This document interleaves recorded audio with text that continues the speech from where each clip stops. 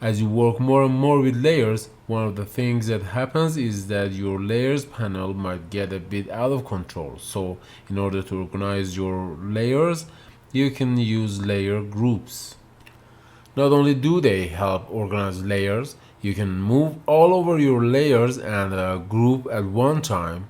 You can scale them or transform them, change opacity and blend mode. You can mask all of them and create special effects by adding layer effects to groups. So how do we create a group?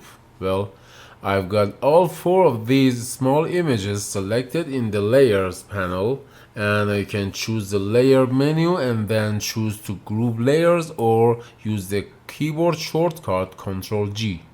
Or I can simply drag all four of the layers down to the folder icon and that will create a group.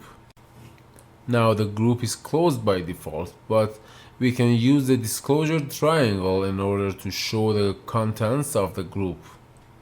I mean to go ahead and double click on the name group 1 and just call this small photos. Now I know it might seem a bit overkill and it might take a little more time to make sure that the layers are all named, but if you are working in a collaborative environment and you're going to hand off your files to another artist or production team, or even if it's just you that has to revisit the files later to make changes, it really is to your advantage to keep track of and to name your layers. Alright, with the move tool selected, I'm going to turn off the auto select layered option, although I will also point out you can set it to automatically select a group. Then I'm going to make sure that the group is targeted just to show you that you can reposition all of the layers within a group because the group is targeted as opposed to an individual layer.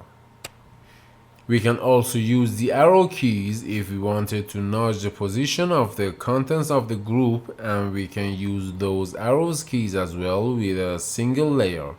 If we add the shift key, it will move it in larger increments. Alright, now it's time to add the logo at the image. So I open the logo.tif file. We can see there are a number of different layers here, and they are already in a layer group. So we want to view both of our open documents by choosing to tile them. Then I'll drag the logo group into the industry document, holding down the shift key in order to drop it right in the center. Then we can close the logo, and if we look in our layers panel, because we have these small photos group open, Photoshop went ahead and dropped the logos within that group, so you can nest groups in Photoshop. But it's also very easy to remove a group from within another. So I'll just click and drag out. Now if you see a cyan line around the entire small photos group, well then if you release your cursor, it's just going to fall back into the group. But if you drag your cursor a little bit higher so that there is just a sign at the top of the small photos group and you release your cursor, then it will move it out of the group. Or let's just close the small photos for now.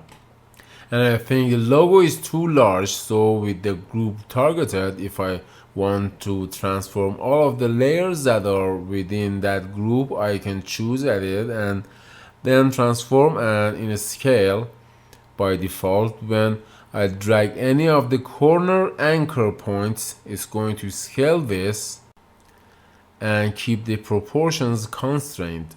Then I can reposition it using these smart guides to center it in the image area and apply that transformation by clicking on the check. If I wanted to change the stacking order of any of the layers within the group, that's as easy as just dragging and dropping them in order to change their order, or use Ctrl Z in order to undo that. Now to change the opacity of all of the layers in the group, I would want to target the group, and then I can either inch or in value for the opacity, or we can use the triangle in order to use a slider, or I can position my cursor on top of the word opacity and I get this scrubby slider where I can click and drag to the left or to the right. Or we can simply enter in a value, so I could tap 8 for example on the keyboard as long as I have the move tool selected, or actually any tool that doesn't have opacity in the options bar, or tap 8 for 80. If I tapped 6 I get 60%. Now if you tap quickly like 3-4 you could get 34%. If I want to go back to 100%, or just tap 0, or if you tap 00 it will take you to 0%. Or if I want to put this at about 80%, but I still think that just the layer is a little bit too bright, so if I want to change the opacity of a single layer I just need to target the layer and then we can use the opacity slider. Now that we've added this logo and it's in a circle, I want to use the frame tool so that each one of these individual photos below is also in a circle. I'll hide the contents of the logo group, reveal the small photos, and let's start with the first one. Make sure that I have the circular frame targeted, and then I'll start in the upper left and just drag down to the lower right, holding down the shift key in order to constrain it to a circle rather than an ellipse. I'll move to the second one and I'll do the same thing.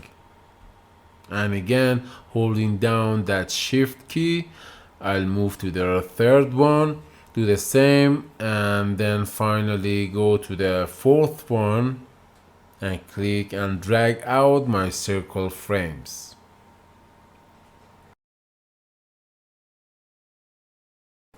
Now, 3 things that I didn't mention and I want to before we wrap up is, if I ever want to duplicate the layer, I can select the layer in the layers panel and choose the layer, new, and then layer via copy, or use the keyboard shortcut Ctrl J. If I ever want to duplicate a layer group, I can use the same shortcut. I can go to small photos, go to layer, new, and in layer via copy, or use Ctrl J. Now to delete a layer, I just need to click in the layer and drag it down to the trash icon at the bottom of the layers panel. And finally, if I want to color code a layer or a layer group, I can target it and then right click and choose from any of the different colors. Then just makes it easier to see as your layers panel becomes more and more complex. Or if you don't want that tag, we can go ahead and choose no color.